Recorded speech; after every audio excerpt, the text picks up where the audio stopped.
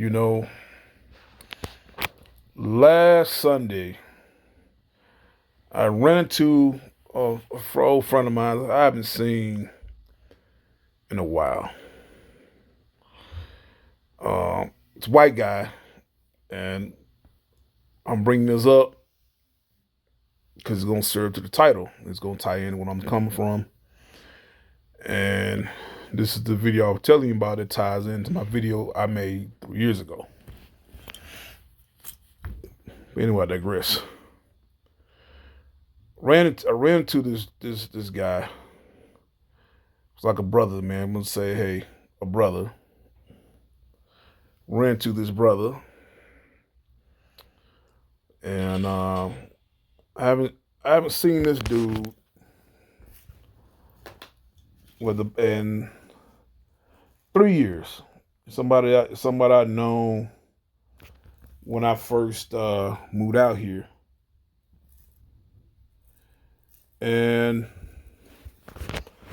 he seemed, he seemed like he was upbeat because when I passed him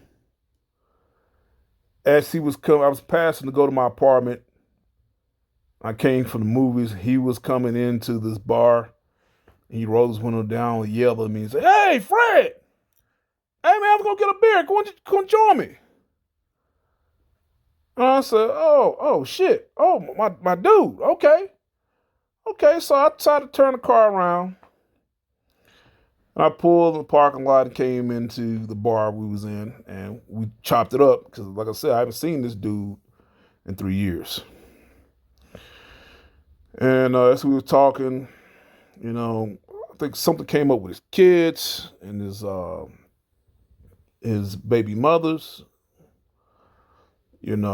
or baby's mother, aka his ex-wife. And all of a sudden, his mood from up, it came right down. Bam!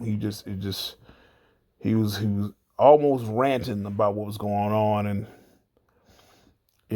telling me how his wife, his ex-wife, even though she's seeing this other guy, whatever, that's not the problem.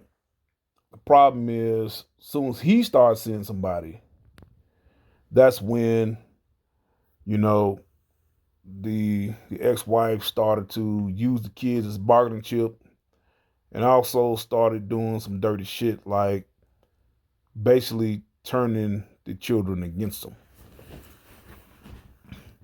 And that really hurt, man. About his kids are hating him now. And I couldn't help but listen to him speak, because this reminded me of the brothers, and this is before I became Red Pill. My black brothers from back home in Memphis, man, how they would go through the exact same thing, with ex-wives, with their baby mothers, and they all had the same stories, that everybody, before they started seeing someone, even when she moved on and started seeing, the men she was seeing, they could see the kids at any time they want. For the most part, hell, they can, 2 or 3 weekends in a row, they can see the kids. But as soon as they got girlfriends, and also were happy on top of that, then all of a sudden, the kids is used as a damn hostage. And before you know it, the kids not only is being used as a bargaining chip, but the children are now used against their fathers. The reason why I brought this up, because the title, the search to the title, which is the children used as bargaining chip against the father, is not just a black thing. This just don't happen to the black men. It's not just a black issue. This is a male issue. This is a men's right issue. This is a men's paternity rights issue. And this one thing that has to stop, because as men and as fathers, which I'm not a father, but I'm speaking on behalf of men who are fathers, especially that's going through this shit. You know, whatever the problem that we have against each other as the parent, as the ex-husband, ex-wife, whatever, that's between you. That should be between you and I, or you know, the former husband, former wife. But leave the damn kids out of it. And if the husband is a good father, ex-husband is a good father, then continue to allow that man to have joint custody, or at least allow him to see the kids, and stop it with the bullshit turning the kids against them. All the your dad ain't shit, your dad ain't shit this, your dad ain't shit that, he's this and that. When you know damn well he's a good father and he shows he's there and attentive for his fucking kids. And that shit gotta stop, because don't fuck around and do what RPM said. Put on the damn hockey mask. You know what I mean? I'm not advocating for that, but it's guys are, you're seeing guys now on the news that are putting on that damn mask instead of killing themselves. That they should do back. You see all the time. Some guy will commit suicide, and then you see a suicide note. He's not allowed to see his kids. His kids just turn against him, so he decided off himself. You know, nowadays these guys are starting to, you know, put the hockey mask on and taking these women out. And that is what's going on. Not advocating. I'm telling you what I'm being the messenger, telling what's going on, what you see now. And it's because these guys are lives being wrong through the children, through child support, and then also the kids are turning against the father, and it's like it drains the man eternally, because all my friends, even the Hispanic friends I have that was going through the same shit that I met out here, it's draining them emotionally, man. And it takes a lot out of you, man. It's like I see it on their faces, man.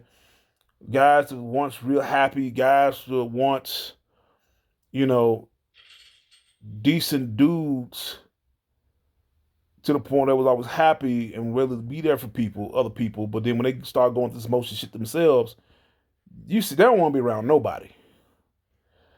And so, and they want to isolate people. They get isolated. They don't want to, don't want to do nothing. And then you got the financial aspect of their wages getting garnished because of child support. They can barely make ends meet as is. Having to work 2 or 3 jobs when that wasn't the issue. But because these men decided to move on after it was over with the baby mother or the ex-wife, it's now I gotta put them papers on you now, and then now I gotta turn these kids against you. And these are the things that, as a man, I look at that says, man, I'm so glad I am a MGTOW. This is the number one reason, one of the main reasons why I am a MGTOW, because one of my biggest fears is not the child support aspect of the thing, of getting my wage garnished. It's not just that. Is having my babies taken, and not only that, having them turn against me. Especially when I know damn well I didn't deserve it. When I know damn well if I was a father, I was very good to them, good to my kids, And I can't imagine what these men are going through.